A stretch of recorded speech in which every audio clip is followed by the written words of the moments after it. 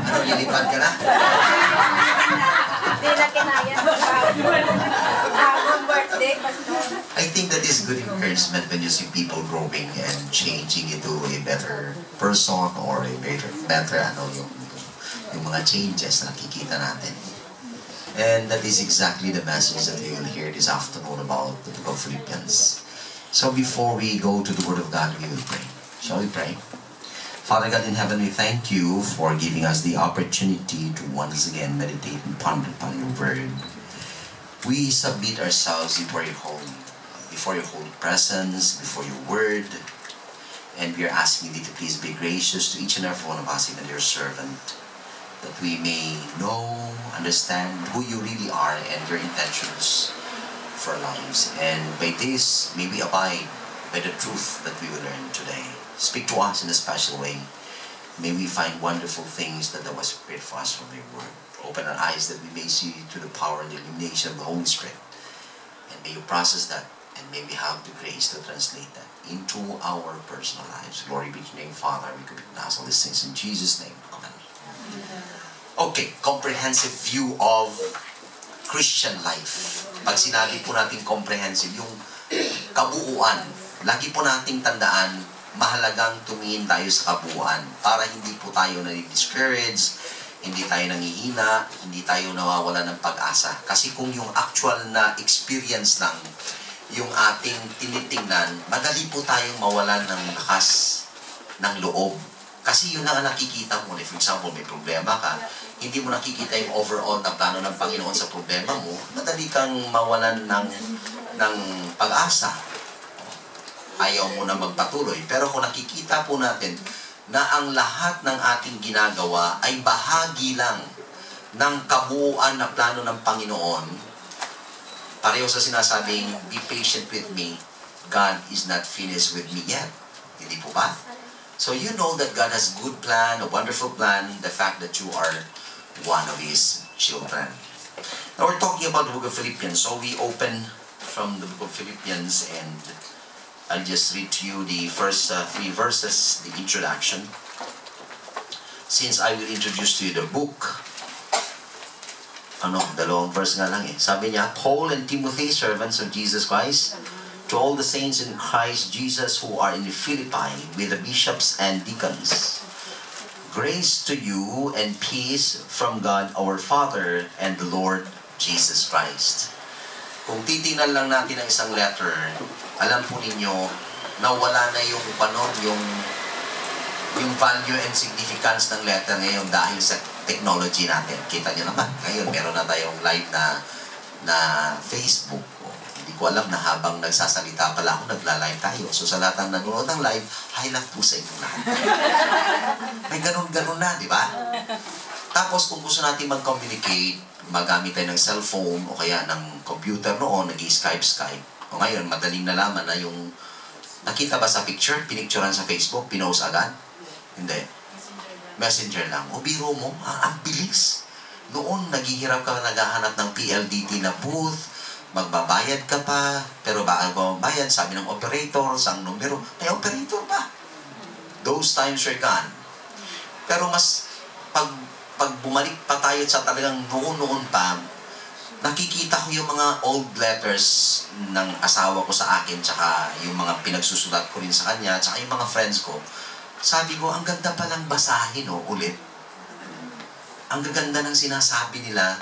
Tapos, mas mafe-feel mo na mas intimate, it is more personal, rather than nakatingin ka sa cellphone mo, kahit anong message pa dyan, parang walang gaanong dating sa'yo o walang bigat yung sinasabi kapag cellphone lang o computer. Pero kapag actual na sinulat ng tao, nakikita mo yung effort ng tao na yon, na talagang binigyan niya ng time, binigyan niya ng tiyaga, at ikaw na bumabasa, mas na-appreciate mo yon. And that is exactly the letters or the epistles that was written by the Apostle Paul. One time pa nga sabi niya, napaka-personal, ako mismong sumulat. Kasi noon, panahon, kapag sumulat sila ng letter, meron silang secretary. Nagsasalita lang si Apostle Paul and somebody would write it. But there is one epistle na sinulat na siya talaga hirap na hirap siya. Pero sabi niya, personal ko itong sinulat sa'yo. Kasi gusto kong maparating sa'yo kung ano kahalaga ang sasabihin ko. And the book of Philippians is one personal. Actually, sabi ng mga Bible scholars, the most personal letter of the Apostle Paul. Napaka-personal. Kaya kung titignan mo yung overall na message ng Philippians, ang ganda. Talagang ang ganda. Okay? Somebody said na in the future, scientists may be able to prolong life. But the question is, will it be worth living? Hindi ba ang tao ngayon nag-iimbento ng lahat-lahat ng pwede na maimbento para lang mapahaba ang kanilang mga buhay? Pero ang tanong ganito, humaba man ang buhay, ang tanong ay, is it worth living? Naging worthwhile ba yung buhay mo? Nagkaroon ba yan ng value dito sa mundo? Nung pinahaba ng Panginoon, sa Old Testament, may isang taong ganun. No? Mamamatay na siya, so sinabihan siya ng prophet na, magligpit ka na kasi kukunin ka na ng Diyos. Ang ganda, no? That person is Hezekiah. Tapos sabi niya, bakit kukunin na ako ng Panginoon? Di ba naging faithful naman ako, maganda naman yung ginawa ko para sa Kanya. So sabi ng Panginoon, sige, pumunta ka na sa temple, sa harapan, kapag na-extend yung shadow mo, ibig sabihin, may extend din ng 15 years ang life. And God extended life of Isaiah. But the problem is, after God extended his life, doon pa siya gumawa ng kalokohan. Hindi naging worthwhile yung plus 15 years ng kanyang life. Kaya, yung consequences ng ginawa niya napunta sa mga anak niya. Hindi niya iningatan ang pagpapala ng Panginoon sa kanyang buhay. Tayo, hindi natin alam kung ano kahaba ang buhay ng tao. Ang buhay mo, ang buhay ko. Only God knows that. Pero hindi mahalaga kung ano kahaba ang buhay natin. Ang mas mahalaga is kung ipinamuhay natin ito na talagang merong malaking impact na nagawa sa mga taong nasa palibot mo. Kay Apostle Paul, increase of lifespan is of little value unless it is a life worth living. Yun yung ine-emphasize niya sa Book of Philippians. Hindi niya yun major objective. Kasi ang major objective niya, ayan, yung verse natin, for to me to live is Christ and to die is gain. When the Apostle Paul wrote this personal letter, nasa prisuhan siya. He is in prison. Yet, later on, makikita natin kung anong klaseng mensahe ang binibigay ng letter of Philippians. So, anong mali-learn natin out of this? All of this na nisimulat ni Apostle Paul. Number one, na mali-learn natin ay ganito. God has placed each one of us strategically. Ulitin ko nilagay tayo ng Panginoon kung saan man tayo strategically. Kapag sinabi po natin strategically, you are being placed in an advantage point. No? Merong mga advantages na gustong gawin ng Panginoon sa buhay mo. Dahil gusto niya mapalawak ang impact ng buhay mo. Now, of all the places, kanina sa background, libad, 2 beses dininay ng Panginoon si Apostle Paul kung saan siya pupunta. All of a sudden, on the night, pinakitaan siya ng vision ng Panginoon that you have to go to Macedonia. In the first place, ang dami niya dinagpasan actually na lugar, kung makikita ninyo. Kasi parang 10 miles inner pa yung Philippi from the port. So naglakad-lakad siya doon hanggang doon sa loob. Bakit ang una niyang pinuntahan may mas nauna pa namang lugar? Yung port strategic din naman yon. Pero bakit sa Philippi? No? Kasi yung Philippi po, kung titingnan natin, ang dami niyang natural advantages. Productive yung lugar. No? In their time, it is highly urbanized na kasi isa sa mga capital. Actually, ang sinabi dito, foremost city sa Macedonia. Yung Philippi po ay mayaman sa gold at saka sa silver. Merong gold mine doon at saka silver mines. And ang soil is very, very rich. Very, very productive. Tapos, Philippi was located in the Ignatian Road. Ang ibig sabihin noon, yung Ignatian Road, yun po, di ba nakikita natin sa continent natin, meron yung tinatawag na Eurasia. Yeah, Eurasia. Combination of Europe and Asia. During the time of the Apostle Paul, the first city na makikita mo between Europe and Asia, it was the city of Philippi. Center of trade siya. Of course now, hindi naman siya nag-i-exist kasi ruins na lang siya. Pero noon, ganun siya ka-rich, ganun siya ka-strategic, ganun siya ka-highly valued. Kasi yung lahat ng mga retirees ng Roman soldiers, colony siya. When you say colony, ang lahat ng citizen ng Philippi is Roman citizen. And remember, merong discrimination noong unang panahon. Kung hindi ka Roman citizen, you are prone to all kinds of abuses. Pero kapag Roman citizen ka, you are protected from all kinds of abuses. Yun yung difference nun. So kapag merong gustong mag-away sa'yo at ayaw mo masaktan, sabihan mo lang, Roman citizen ako, matatakot na yung mga yan. Kasi sabi sa Bible, sa extra-biblical witnesses, na even the Romans, kahit criminal siya, hindi siya worthy of death on the cross. No Roman should die on the cross.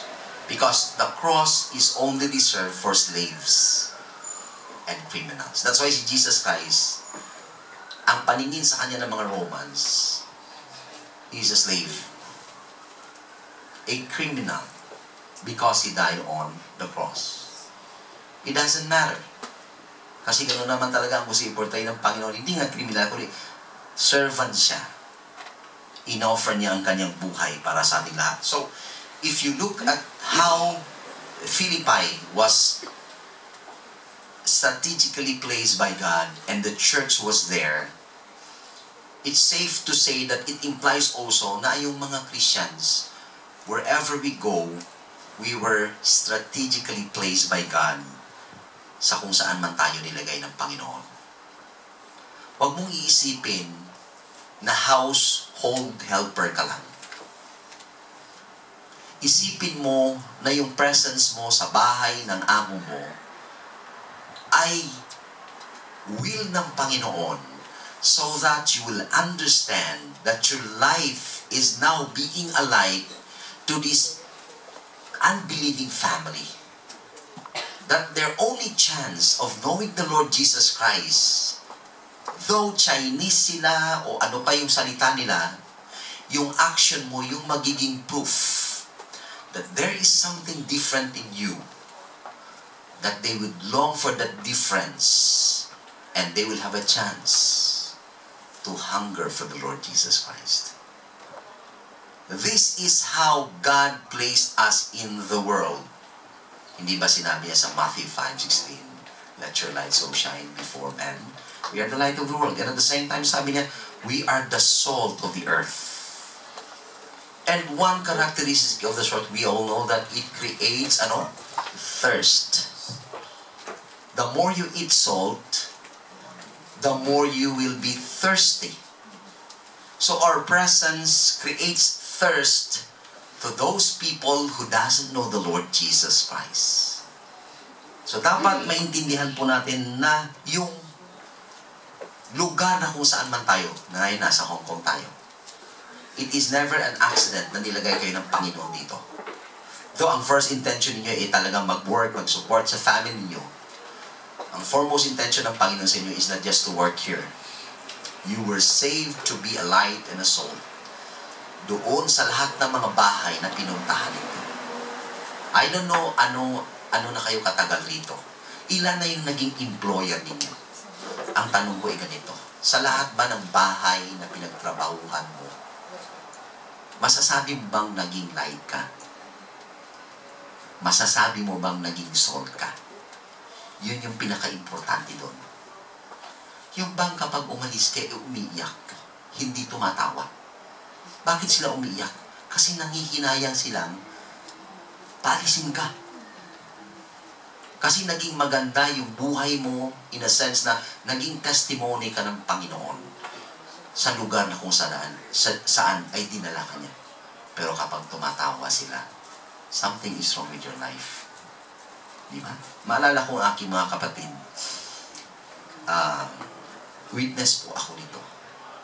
Yung auntie ko, dahil sa kahirapan ng buhay din namin, may mga time na doon tumitira yung mga ate at kuya ko. Kasi doon sila nag-aaral sa Manila o kaya nagiging working sila. And sa duration ng pag-stay nila doon sa bahay ng auntie ko, tapos sasabihin ng nanay ko, kukunin ko na yung anak ko kasi mag-aaral na. Nakikita ko yung auntie ko doon sa Caloocan na ayaw niyang ano yung buyan? Bitawan. Ayaw niyang bitawan yung mga kapatid ko. Tapos umiiyak. Umiiyak talaga. Alam niyo kung bakit? Kasi ang dami niyang anak. Hindi dahil sa walang mag-aalaga sa anak niya. Ang dami niyang anak pero hindi ganun magtrabaho pareho sa mga ate at kuya. Si Ate Awet, si Ate Mira, iniiyakan niya yan. Kasi aalis na. At isa lang ang comment na masasabi niya, ang sisipag ng anak ng nanay ko. Ang sarap sa pakiramdam, di ba?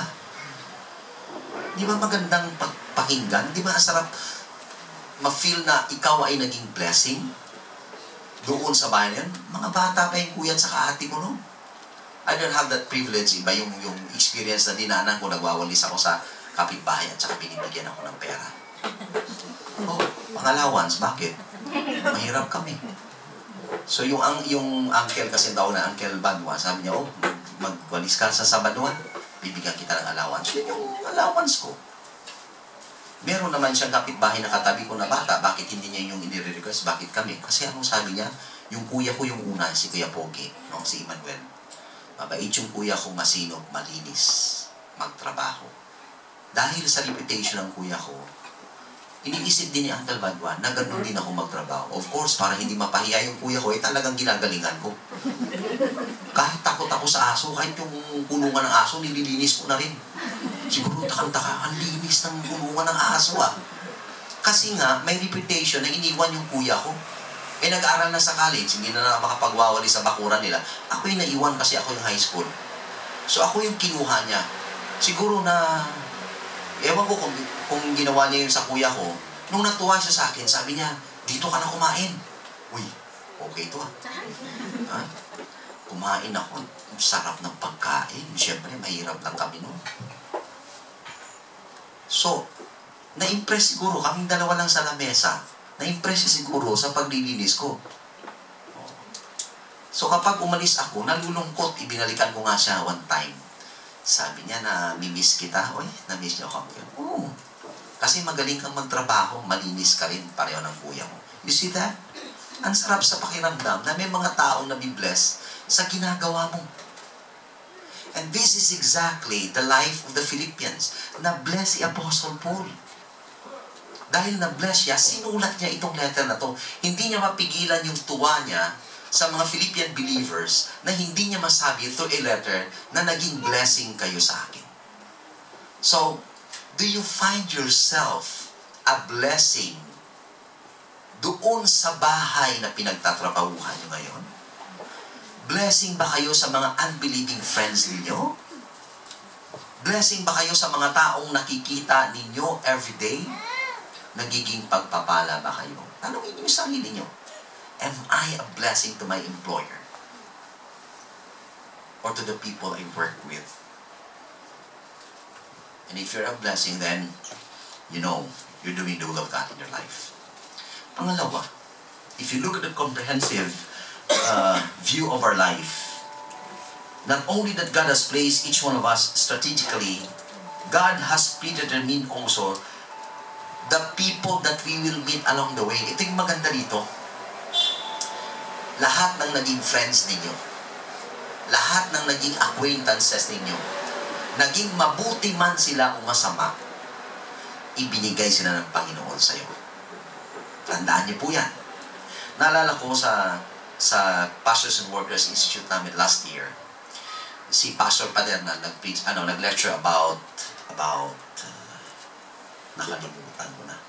Pero ang hindi ko makalimutan ganito, sometimes may mga taong talagang irritating. Yung mga taong parang ang sarap isumpa dahil sa sama ng ugali.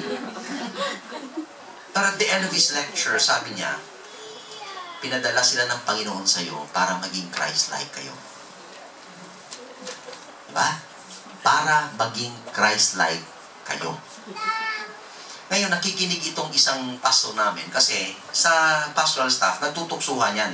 Pero wala siyang ibang paborito na tuksuhin, kundi yung aming isang outreach pastor doon sa isang barangay sa Silay. Every time na magkikita sila, talagang napipikon nga eh. Napipikon talaga. So sabi niya, pagkatapos ng lecture, kakausapin ko si Pastor Sterlan. Yan. Hindi niya kilala yung mga tao yan. Pero sabi ni Pastor Ram, sabi niya, habang nakikinig siya, ay, ganun pala. Ganun sabi niya. Ako pala ang pinadala ng Diyos para maging Christ-like si Pastor Sterlan. Kasi lagi niyang inaasar talaga. So, pagdaan ni Pastor Sterlan sa kanya, kasi doon malapit yung pagkain sa amin, sabi niya kay Pastor Sterlan, Pastor Sterlan, ngayon alam ko ng purpose ng Panginoon, bakit pinadala niya ako sa iyo? Para maging Christ-like ka. Sabi ni Pastor Sterlan, oo, hindi ka man humingi ng tawad sa akin, pinatawad na kita.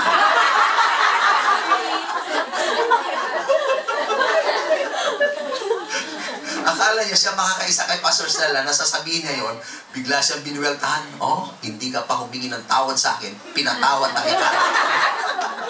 Talaga naman, sabi ko, mapapahiya sa iyo mga angel sa sinabi mo. Pero ganun, hindi ba? Sometimes we don't like people because they are so irritating. We don't even understand why, but actually, they are still God sent para i-test ka kung paano mo ipapakita kung ano si Kristo sa ugali mo. So the next time na may taong irritating sa buhay mo, sabihin mo lang sa sarili mo, trials lang to. Kaya mo yan. Pagtagumpayan mo.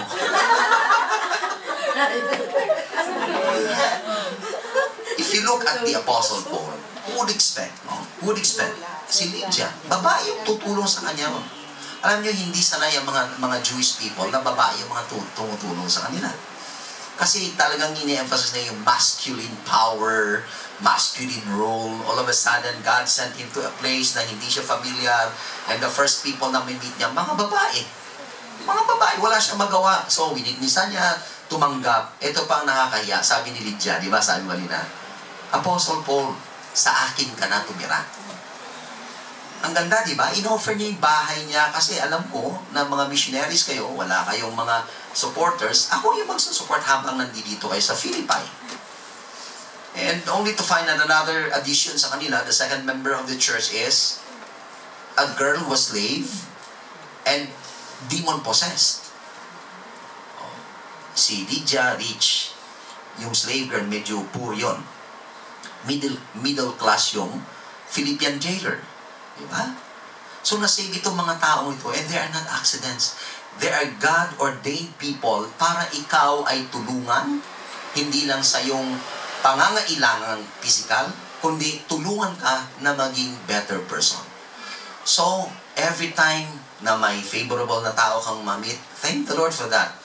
Pero kung may mga tao kang mamit na hindi favorable yung mga ugali nila sa inyo, thank God more for that.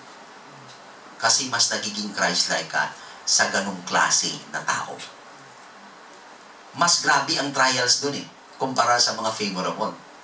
So the next time you see other people na you think na na-irritate ka, pinadala ng Panginoon to para mapakita ko ang kanyang ugali sa aking buhay. Nung pinag-aaralan ko, isa lang ang nakita ko, a rich woman, a slave girl, and a Philippian jailer. Sabi ko, ang gospel ng Panginoon, hindi nagdi-discriminate.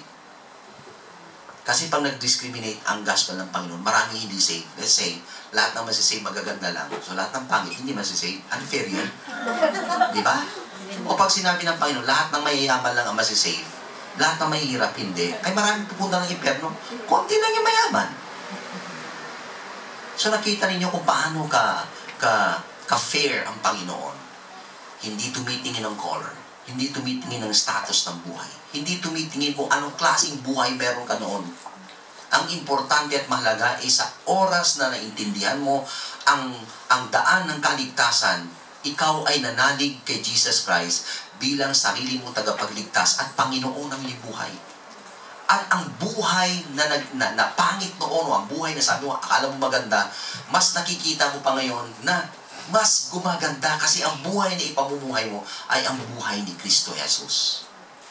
Ito po ang design ng Panginoon sa atin.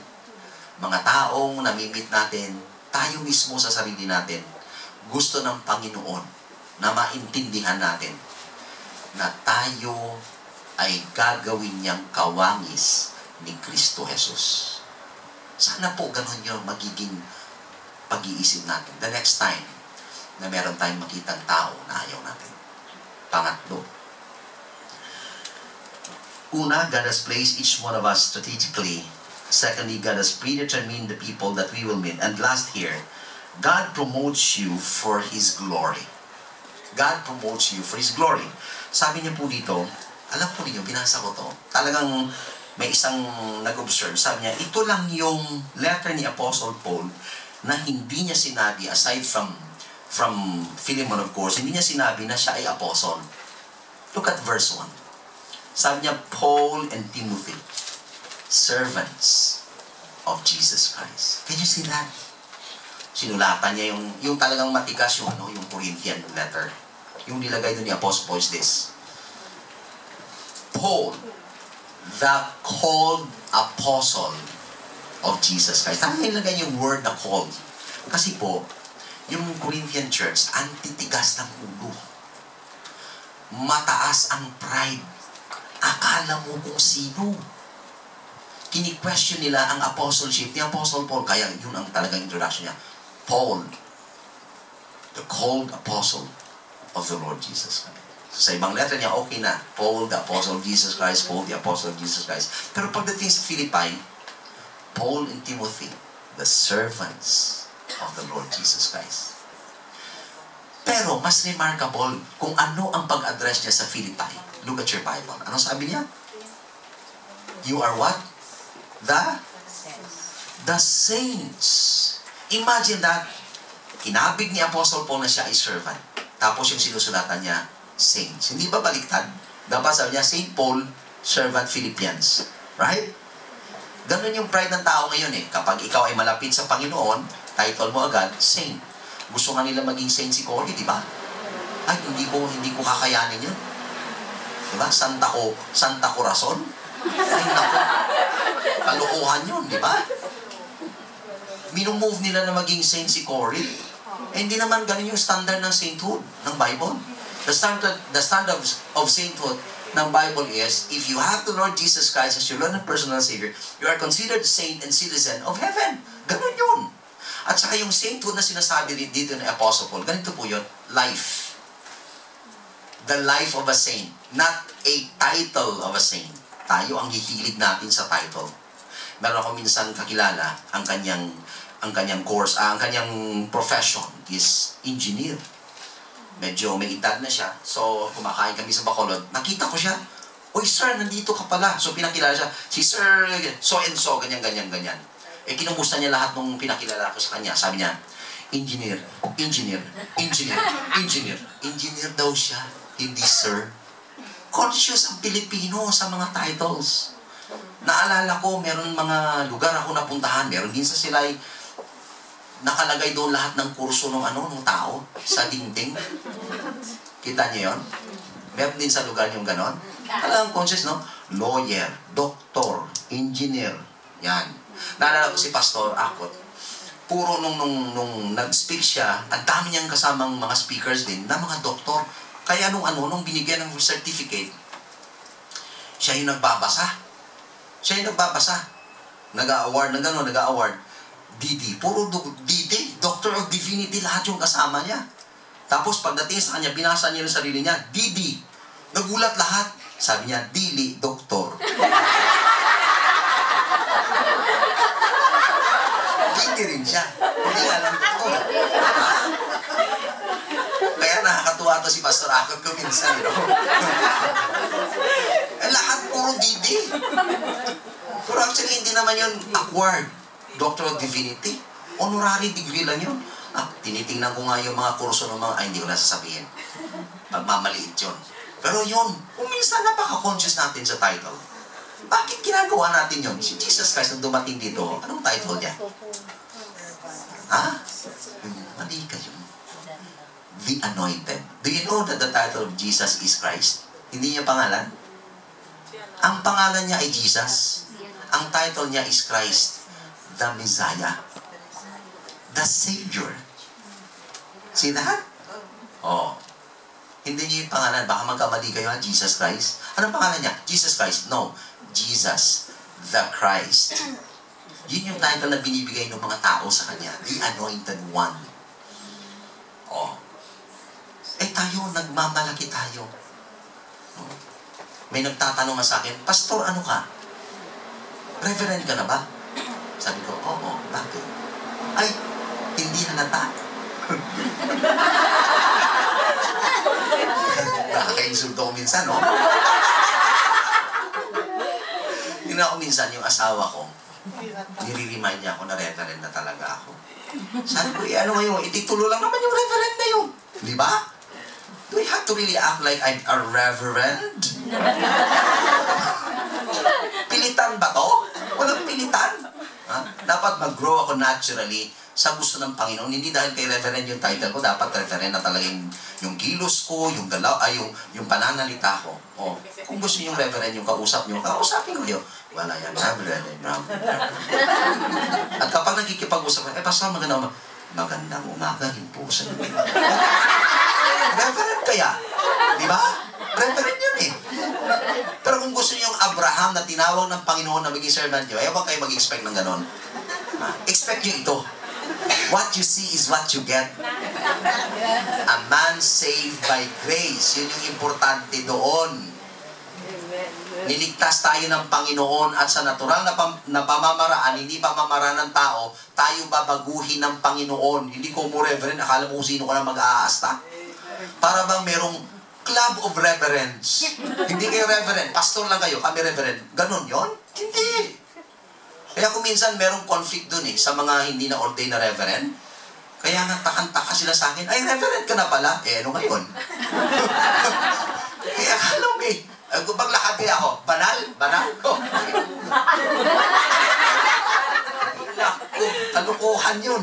Ang kabanalan ng tao ay hindi sa kahinaan ng kanyang kilos o pananalita. Ang kabanalan niya ay ang buhay ni Kristo na ipinamumuhay niya. Yun yung kabanalan natin.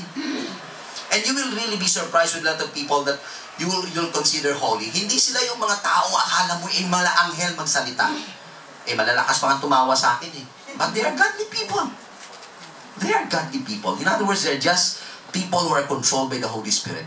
That God is really working in their life. Yan yung holy na tao. Hindi yung may halo. Ano ka? Halo? So God promotes you. Look at this, It is not us who promotes us. It's God who promotes you for His glory. Look at Paul. He is a slave. Then in addressing in Philippi, the saints. Saints as the life rather than a title. And then in-address niya yung mga leaders, bishops, overseers, and deacons. Lahat yun mga servants. They are leaders, but they are serving leaders. Hindi sitting leaders. I will be talking about that on the last day na nandito ako sa next Sunday afternoon. And you will realize how much we have magnified our title and positions like the disciples. We have misinterpreted real servanthood. So, ang last message ko sa inyo sa Sunday afternoon sa 1J is through servanthood. But coming back to Philippi, Philippians is an epistle of joy. 16 times, noun, man, or verb, ulit-ulit dito sa buong letter ni Apostle Paul. Grabe, no? 16 times. Ulit-ulit. Joy. That's why tinatawag itong the epistle of joy. Anong ibig sabihin nito? Every time Paul remembers the Philippian believers, napapangiti siya. Hindi dahil joker yung mga Philippian believers. Napapangiti siya sa tuwa. Alam niyo kung bakit? Kasi kapag naalala niya yung mga Philippian believers, hindi niya maubos maisip ang lahat ng tulong na ibinigay nila sa kanya at wala siyang konsumisyon. Ito yung taong kung sa atin ba, ano man kayo kalayo, gusto ko kayong balik-balikan. And it's a joy to know that someone really would care, no matter how far it is, napupuntahan mo talaga siya. Kinausap ko si Arlene kanina. Medyo tinutukso-tukso ko siya na pumunta doon sa Kabangkalan. Sabi niya, ang layo-layo pala ng Kabangkalan. Oh. Tapos kailangan mo pang mas malayo, yung kila Ate Febe. You have to wake up at 2 in the morning? Grabe, no? Para lang sumakay sa series? Ay, ganun kalayo? Oo, ganun. Oo. Oo. Gusto niyo po. Gusto nilang abutin yung first step ng pamuk daw ng Bacolod. So, kailangan talaga nilang... Oo, tama. 2 o'clock talaga. Oo. Sabi ko siya, sa amin ka sana pumunta, malapit lang sa Bacolod. 15 minutes amin na sa Silay. Kaya lang, walang kasal sa Silay.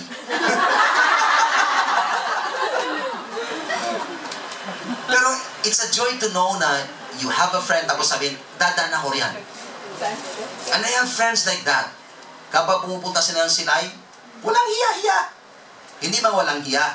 Walang hiya-hiya. Kasi friend kami. Ha? Tatawagan. Ang tawagan na namin, meron pre, meron toy. Pupunta kami dyan. Sabi ko, kumain na kayo, hindi pa. O sige, umbala. O, kailangan kanin yung kakainin namin. At talagang walang hiya ka. Hindi talaga, sabi niya, dahil hindi sila nahihiya, we have been friends for so long a time, maliliit pa yung mga anak.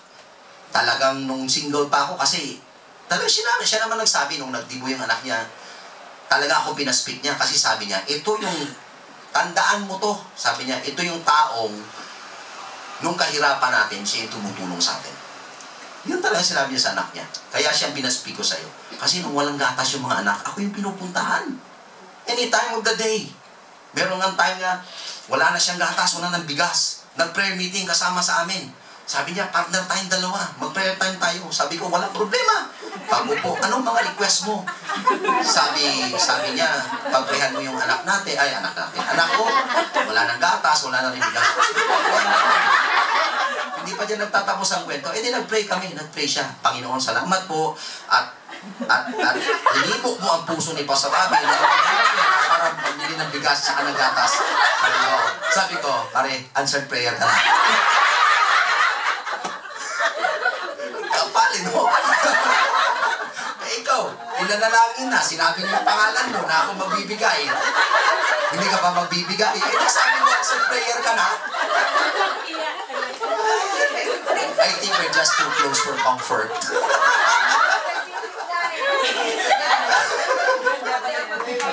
Pero ganun yun, di ba? If you have no reservation sa isang tao, hindi ka mahihiyang magsasabi sa kanya.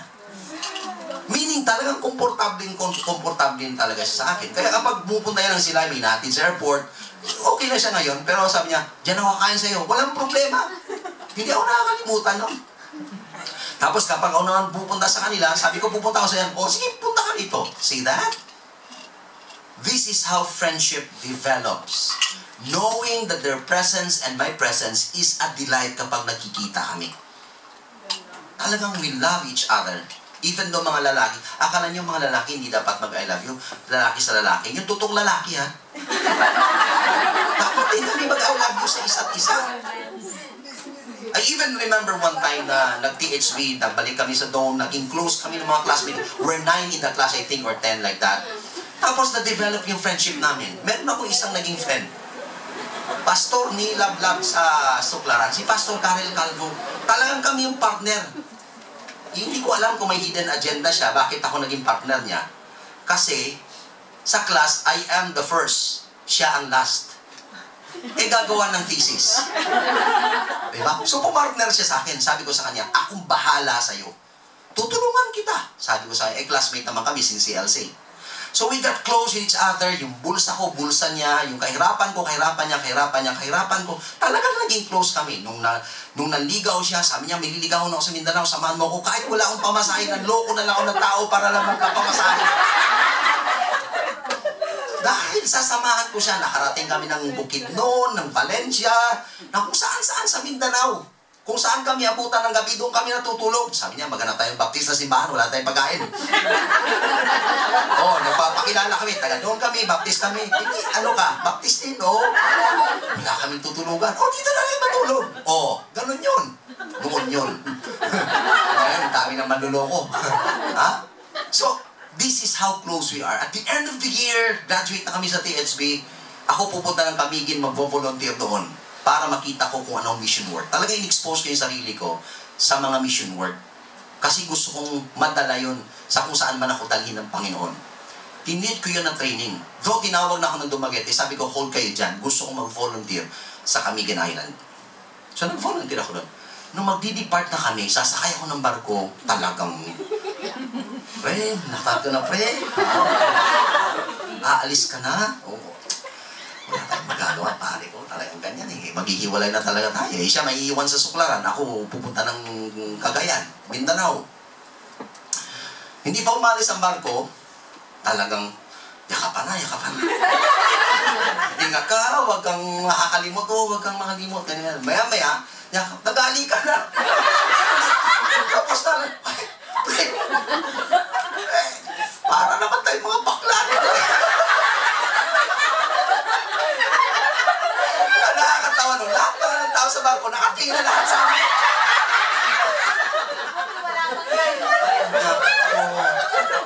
Dami pamatian sa inyo. Gets, Fredo, mga agimantawan.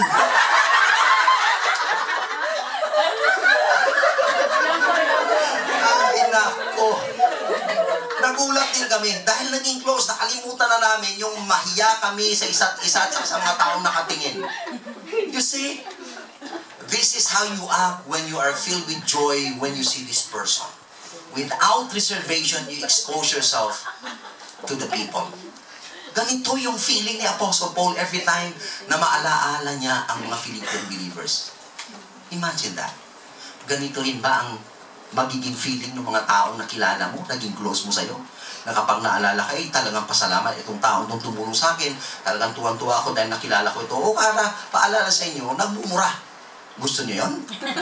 Minumura yung pangalan. Ay, yung taong yan! Nako!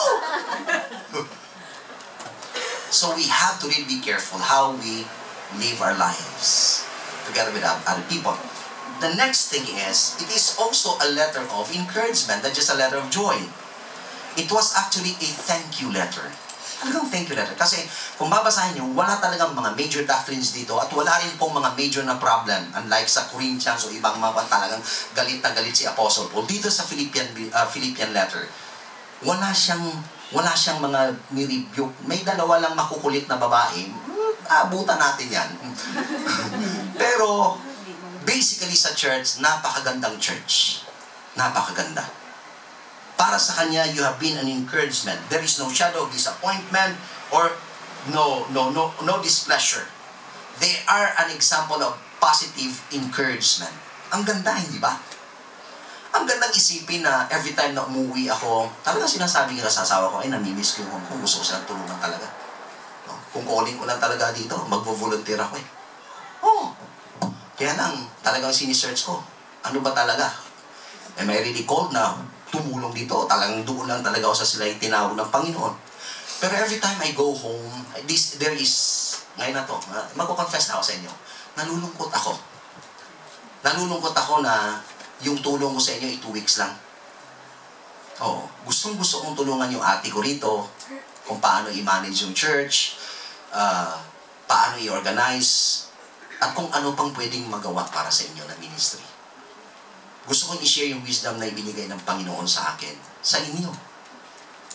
Kaya pag nagpo-post kayo rito, tapos may mga concerns kayo, talagang yung puso ko bumibigat.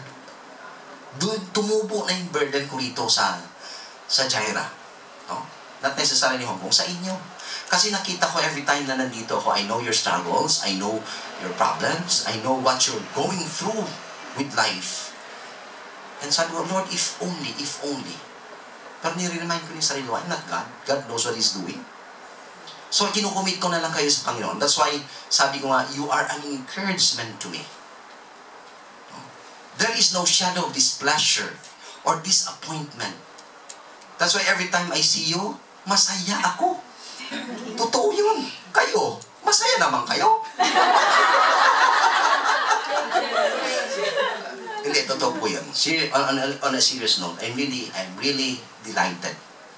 Every time na nandito ako sa anumang hirap na iwanan ko yung family ko for 2 weeks, talagang hindi pa umaalis. I miss you too.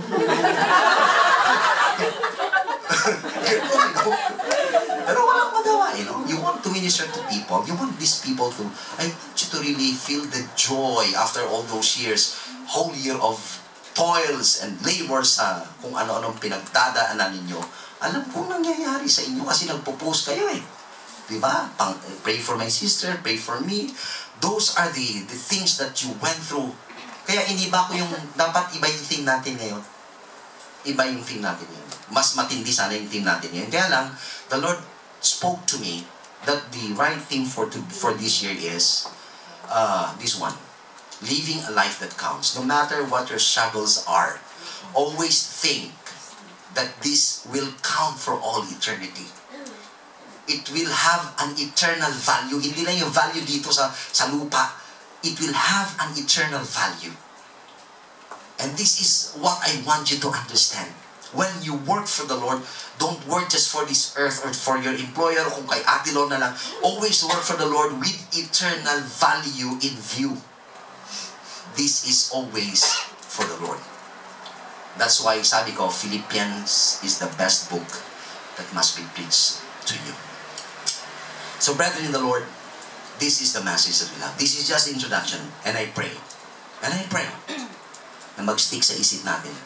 I will intentionally be a joy and a delight to others if I want to please God. And at the same time, I bring pleasure and encouragement to those who are losing hope in their life. It's not how long you live. It is how you lived. Shall we pray? Father God in heaven, we thank you for the blessing of life. The blessing of life together with the Lord Jesus Christ. And we praise you for saving us, loving us, so that we will be a blessing to other people. And we pray that the book of Philippians will be a blessing to all of us, your word. And may you always find joy in looking at us with a desire to know you more as our God. Glory be to your name, Father. We commit all these things in Jesus' name. Amen.